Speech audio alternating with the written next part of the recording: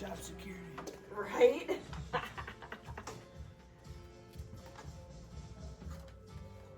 Okay, all good. Awesome. Am I all started? All started already. Okay, great. Well, welcome to our sleep or not to sleep class. This is something that, of course, we all have in common in that everyone sleeps, but no one ever teaches you how to sleep. No one ever gives you sleep instructions unless it's already that you're at a point where things got too bad that you needed to seek more attention. But sleep is something that is extremely critical to health. We spend a lot of time on other aspects on our health, but to work on someone's sleep, no one ever says, oh, I'm working on that right now, or I'm working on trying to sleep better, or even though it's something that takes up maybe a quarter of our day, right? Or even a third or less if we're not as lucky. So I always want to start out with a question. The more participation, the better, and the more applicable my topics can be to you. See, I told you all I need to do is start talking, right? Jean, come on in and sit down. So why aren't you sleeping? Tell me, what are things? Yeah, go ahead. Usually when I work like longer days compared to shorter days at work, the longer days I work, but I will go home and I just can't sleep. Okay, so you're coming home later, it sounds like, and you're kind of too riled up to sleep. Yeah, so like let's say I work a double. Those are the days where it's more of a struggle for me to go to sleep once I leave work. Got it.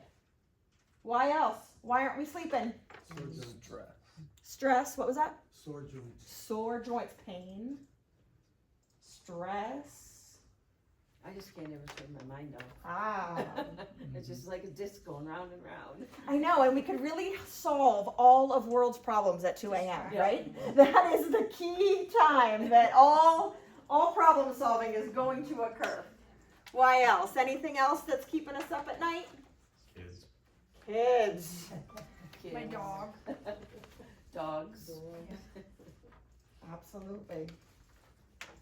This is a good list going. Some things we have control over, some things we don't have control over. Some things are phases that we just have to get through, and they will change, Jeremy. I promise. They're not infants forever. But I can't say that my 14-year-old didn't wake me up a couple months ago because of something that was on her mind. So it's not always us, but it's not always something else either. So reasons why people don't sleep could be stress, anxiety, pain, can't get comfortable, whether it's something in our body that's keeping us up or maybe something in our environment that's keeping us up. A possible medical condition could be keeping us up. Something that we've ingested, whether it be food, drink, medicine, that can mess up our systems, caffeine, alcohol, other drugs, or maybe even an actual sleep disorder. But sleeping is something, like I said earlier, is absolutely critical. All of our healing, or I should say most of our healing occurs when we are sleeping. So it's kind of a catch-22 in saying that maybe pain or discomfort could keep us awake, but that's also really what we need is to sleep in order for our body to heal. So I'm gonna throw out some sleep statistics that I found interesting. If you live in Hawaii, you actually get the least sleep. If you live in South Dakota, you get the most sleep. Something about South Dakota. Maybe there's nothing else to do in South Dakota but sleep, and there's way too many things to do. Go ahead and grab a seat, Lori. Let's see. When you are sleeping, your metabolism drops by 15%. Your body temp also drops up to 2 degrees. When people are sleeping, and I'm sure we are familiar with teeth grinding. Yep. Can anyone guess how many pounds of pressure we can put on our teeth during teeth grinding at night? Almost like the 50, I feel like. Say it again. Like 50. Higher. Higher. Like 500? 250. Wow. Yep, 250 pounds of pressure on our teeth when we grind our teeth at night, right? So when people say, oh, I'm just, no big deal, I just grind my teeth, like, yes, it is a big deal, and I'm sure the dentists will agree with me. Okay, any guesses on the percentage of men that snore? 100? Not 100, not 98, lower, Like 50. 57. And what about women? What percentage of women snore? Like 100%. 40. Oh, dang. Yep, lower than men. Well, I'm in that 40%. There you so am I. But clearly my husband thinks it's cute, so yeah. If babies are born prematurely, they sleep to up to 90% of their day. And maybe I put this one down. I have experience with a premature baby, and that is exactly true. He was born 5 weeks early, and once we got him out of the hospital, we had a nice 2-week hotel stay in the NICU. He slept. That's all he did was sleep. Sleep, eat, go back to sleep, poop. That's what he did. That was his job. And I tell you, on his due date, it's like he woke up to the world. He's like, oh, okay. I think I'm going to take part in this now. It was like to a science. It was absolutely amazing. Now, of course, many of you, if you know my son Tyler, you would not know any difference. He's a strapping young 12-year-old. But yeah, he was asleep for the first 5 weeks of his life. And yeah, it was amazing. It was absolutely amazing. Let's see here. Some of you who are having trouble sleeping may have tried melatonin. Melatonin is lumped in with vitamins, supplements, and that I always put my warning out there that you have to be careful. And the reason we have to be careful is this is an unregulated field, in that they can put whatever they want on the box. They can put, you know what I mean? Like it's not monitored, and it's not, like I said, regulated. There was a study done on melatonin.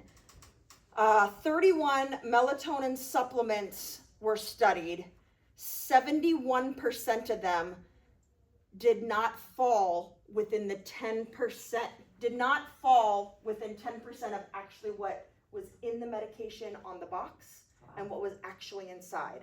So the box says one thing, it has this amount of melatonin in it. 71% were over 10% off of what they're actually reporting. So that's why I'm saying be careful. Research your brands, get good recommendations, work with good companies. So I'm not saying melatonin doesn't work or don't take them. I'm just saying be careful, because you might not be getting what you think you're getting. So that is something to be careful of. So if we have these things going on, like I said earlier, we may or may not have control over some of them. So what I do want to spend time on is what we do have control over. So when we look here, is he joining me? Yep, absolutely. We've got a spot saved right up here for you. But she already told us how much you snore. No, just kidding. A lot. So, even something like if we are hurting, and of course here in a chiropractic office, we are dealing with people in pain. Well, what actually increases the rate of pain, how pain medication works, is caffeine. Now, if we're taking pain medications that have caffeine in them, they are definitely going to affect our sleep. So we have to be careful with our caffeine intake. Yeah, go ahead. Sometimes caffeine actually helps some people sleep. So what I've heard is it might not hinder you or affect you in getting to sleep, but it's the quality of sleep that changes, which is something that we also need to think about. That sometimes people have no problem getting to sleep, but it's either staying asleep that's the issue, or then if woken up, now I can't get back to sleep. Because alcohol actually has that same effect, is that some people just need to relax just enough. They'll have an alcoholic beverage that'll kind of calm them down a little bit, but it affects the quality, not falling asleep. So there's definitely some issues that can be going on that if they're outside issues we can handle even though they're affecting our sleep. So even though most of the time when people talk about sleep changes, we're thinking of, okay, what can I do? I'm going to bed. Well, I'm going to encourage us to think of what we are doing even 10 hours before we're going to bed that can actually affect how well we sleep or even falling asleep. Okay? So, like we talked about caffeine. Caffeine has a half-life of 5 hours. Are you guys familiar with that term means half-life? It means our body processes half of the substance in caffeine's incidence in 5 hours. So we have a cup of coffee at noon. Half of that caffeine is still in our system at 5 o'clock. A quarter of that caffeine from that cup of coffee at noon is still in our system at 10 p.m. So does that make sense on how half-life works? Different types of elements in our environment have different half-lives. Different medicines have different half-lives. Caffeine, 5 hours. So if we have that 2 p.m. coffee or that 5 p.m. coffee or a soda or something that has caffeine in it, it's going to take our body 5 hours to just cut it in half, not get rid of it. And notice I didn't say anything about feeling the symptoms of caffeine. This is how our body processes it.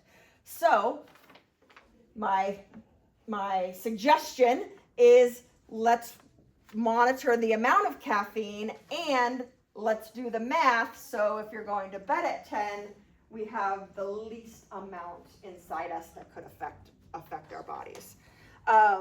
Alcohol, it's recommended for men, and unfortunately for women, men get 2 drinks, women get 1 before it starts affecting our sleep. So I know, right? What about gummies? You know, gummies have actually, I haven't seen the exact numbers, but it does help sleep.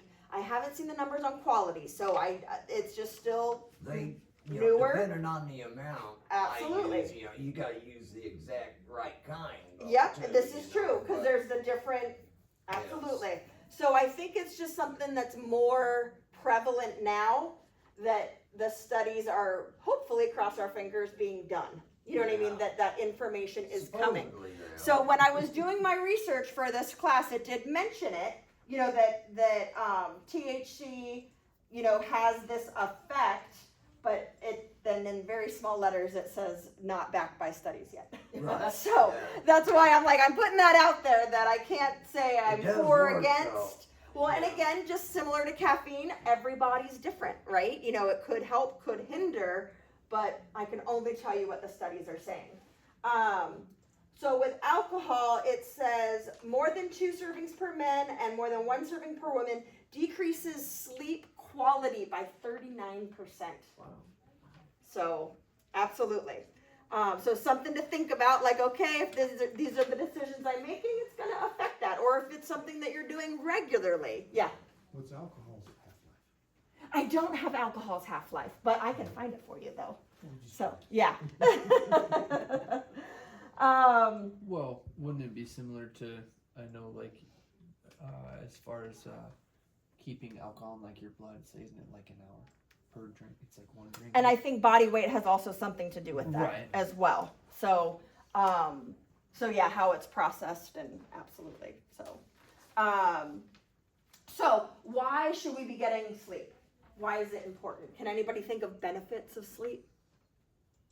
Make Serotonin. you feel better. Make you feel better? What's that, Winter? More energy. More energy, absolutely.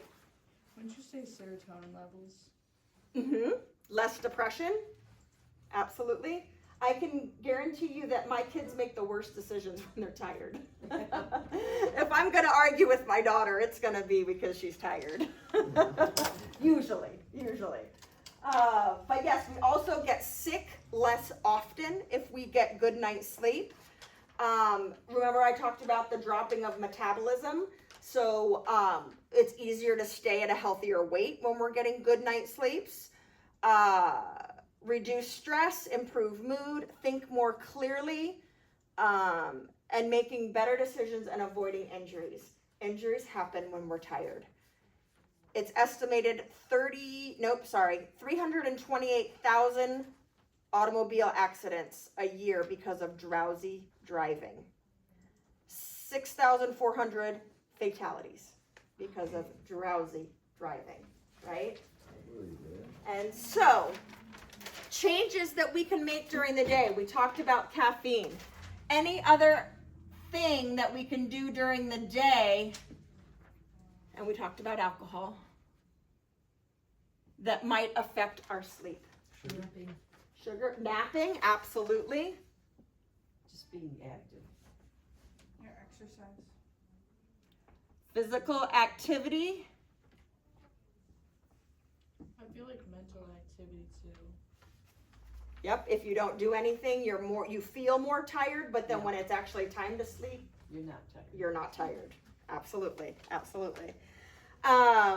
Yes, if you are a napper, there are studies that show a nap can be good for you, but they advocate if it is disrupting sleep, 20 minutes or less. I've taken naps in the past. I can't say I'm a napper at this point in my life, but when I was, I could not nap for 20 minutes. So if that was the case, I'd say no nap. Okay, so when it comes to talking about sleep, are we talking about like whenever we're sleeping, or are we just talking about night? Because some people want to take a nap, but they can't get to taking the nap. So what's your question? Like, so we're talking about sleep. Yes. Are we talking about Like, are we talking about night shifters versus Yeah. day shifters? It's about I'm talking about when you sleep. Now, there, again, are studies out there that night shifters, when they're getting the bulk of their sleep during the day, it does get affected. Like, it's just not as good because our body's on a different circadian rhythm. But if that's your shift, and you know what I mean, then you got to do what you need to do. So, did I answer your question? oh, I think I lost what was going on. Okay, no problem, no problem. Need a nap. Right. Good night's sleep, better concentration. So physical activity, we said too, if we are doing more in a day, or again, even if we have a good habit of exercising, it will cause us to sleep better at night. Now, I'm saying this, exercise in the morning.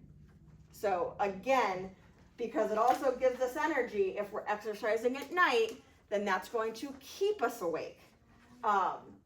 I know some very successful people who exercise at night, but it's just not as good. You know, I know when I was in chiropractic school, I was an avid indoor soccer player. My games were at 10 p.m. because that was the court time that we could get, for adult soccer. And I would come home at midnight, and very similar when you worked all day, I was wired. I was like ready to rock and roll at midnight when I had to work the next day. So, but exercise at night is hard. Now, things that we can change at night. Here's the crazy thing. Falling asleep, you have no control over. Let's sit with that for a second. Falling asleep, you cannot make yourself fall asleep. You cannot think yourself to fall asleep. Just like you can't think yourself to digest your food faster. You cannot make yourself fall asleep. So when we are lying there awake, really mad at ourselves for not being able to fall back asleep, this is not something that our brain can control. So that maybe can put you at ease right there, in that your brain cannot control it. So when I talk about night changes here, I want to keep us something in the back of the mind, is we want to create a sleep routine or sleep schedule. Whatever time we're going to bed, if we could create a routine for it. And some of us have a routine without even specifically making our own routine. But we might brush our teeth, wash our face, do this, and then we fall asleep. So you probably have a sleep schedule without even knowing you have a sleep schedule. But the more you know you have a sleep schedule and the more things that you could put in that sleep schedule that's going to help you fall asleep or help provide you with a healthy environment to fall asleep, then the more you can replicate it, if that makes sense. Or if you have an aspect of your sleep routine that changes, well, you can keep your routine as much as you can, right? So let's say you're in a hotel instead of your bed. As long as you try to keep the rest of your routine as regular as normal, then that can help you fall asleep. So, what are some things that can be in a healthy sleep routine schedule that you already know? Getting off of electronics 2 hours before you go to bed. Decrease electronics and putting screens. I always wash my face before. Wash face, Always. yep. Or take a shower.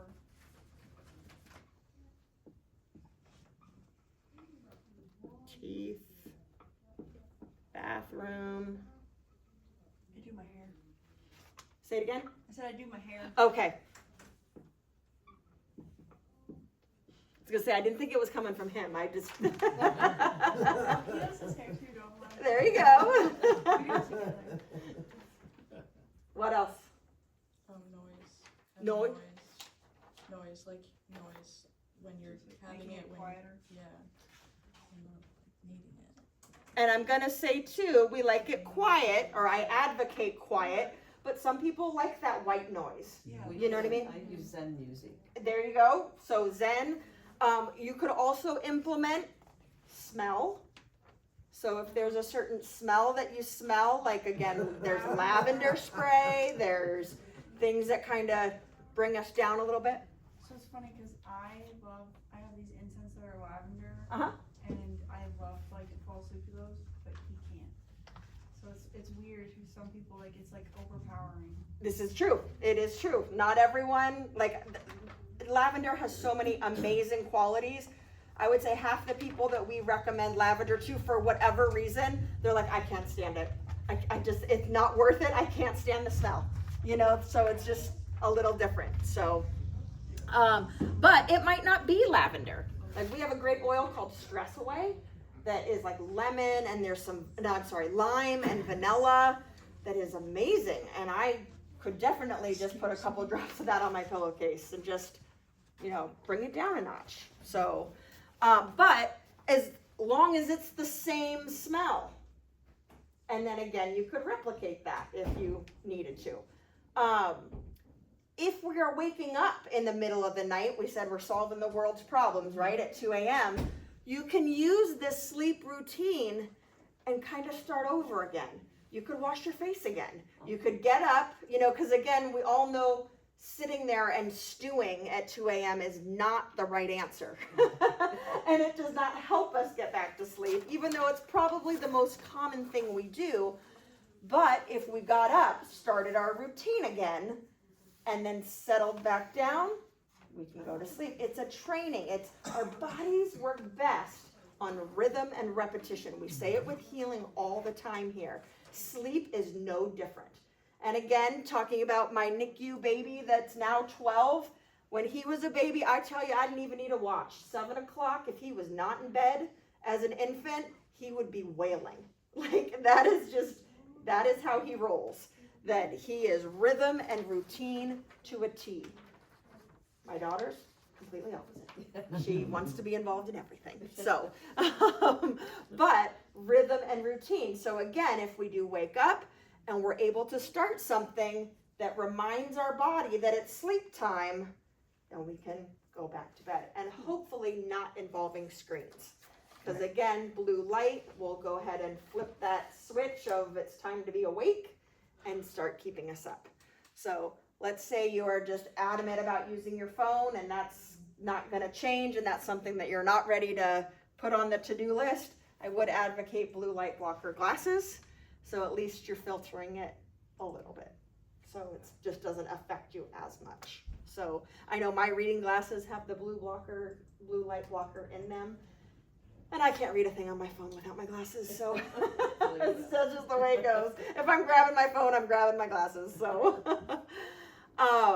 Anything else that we could put? Let's see, we talked about blue light, going to bed and waking up at the same time, talking about this rhythm and routine. So having weekend schedules versus weekday schedules, I know that's kind of part of our society. If we're not working, then it changes. If we could keep it similar, rhythm and routine, rhythm and routine. So those same nights trying to get the same amount of sleep, keeping electronics from the bedroom, keeping it quiet, keeping it the same temperature, making sure you have a comfortable environment. So again, typical mattresses, replacing every 7 years is recommended. And I can't say all brands last 7 years. Some of the newer types of mattresses have guarantees that have them last longer. But even the types of sheets that you use, if you're a warm sleeper, or if you're a warm person, do you run hot, do you run cold? I know if I put flannel sheets on my bed, I would sweat my husband out and he would get a horrible night's sleep. But, in the summer, there's cooling sheets, there's bamboo sheets, there's, even allergens. If there's an allergen in the room that's not allowing you to sleep, all these things, you can create your own comfortable sleep environment. But you got to pay attention to them, right? No one says like, oh, this type of sheet is good for me, this type of sheet is bad for me, those types of things. But figuring out what works best for you and repeating it. So there is a rule for sleep, and we're wrapping up right now. It is called the 10-3-2-1 rule. And it does have a 0 on it, but 0 just means you fall asleep. So I took the 0 off. So the 10-3-2-1 rule is 10 hours before bed, we stop caffeine. 3 hours before bed, we stop eating and drinking. So again, if it's water, that's fine. But again, you might be waking up in the middle of the night. 2 hours before bed, we stop all mentally taxing tasks. Hold on one second, Winter. And trying to relax. So if there's activities that kind of bring you down, and then 1 hour before bed, stop all electronics. So 10 is caffeine, 3 is eating and drinking, 2 start relaxing, 1 all electronics. Yes. What if you medically can't stop eating or drinking? I would say more proteins than carbs. But what if you need sugar to live? Like if you don't have it, you can die. You will die. Right. Hypoglycemic. Absolutely. So again, just keeping your levels. And again, I would say eating a candy bar versus a tangerine is going to be different. You know what I mean? Like the types of food that you're having to consume. I feel like to a point though, because like sometimes in that case you could think sleep is someone going into like a coma. Oh, absolutely. No, you need to be careful for sure. And I would ask like, again, if it's a diabetic type of thing, like, It's the opposite of a diabetic. right, that I'm sure there's someone monitoring that and get their opinion. I just They're wanted- going to have a I just better. wanted to kind of put that out there. Absolutely. as well. Yep, and like I said, everyone's different. So, it's like finding what works best. But again, the types of sugar, I think your body would be affected differently for it. So, yes, so 10, 3, 2, 1. And 0 is you're asleep. But knowing that you cannot control falling asleep, just like you can't control digesting your food, you can't control how much protein is absorbed, you can't control, how much oxygen gets delivered to your muscles, your brain, that is not part of how your brain functions and makes decisions. Same with falling asleep. So my goal for you is to take a gem from this workshop, to implement something.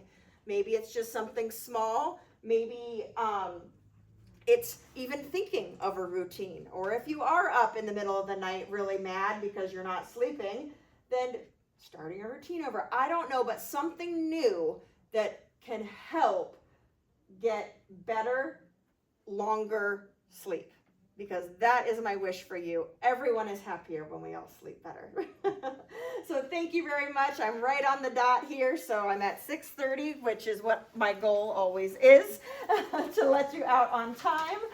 Enjoy the rest of your evening. The next workshop we have is natural medicine making with a guest speaker, Delaney Anderson, who is either just graduated from naturopath school, Yes. I think. What So kind of medicine?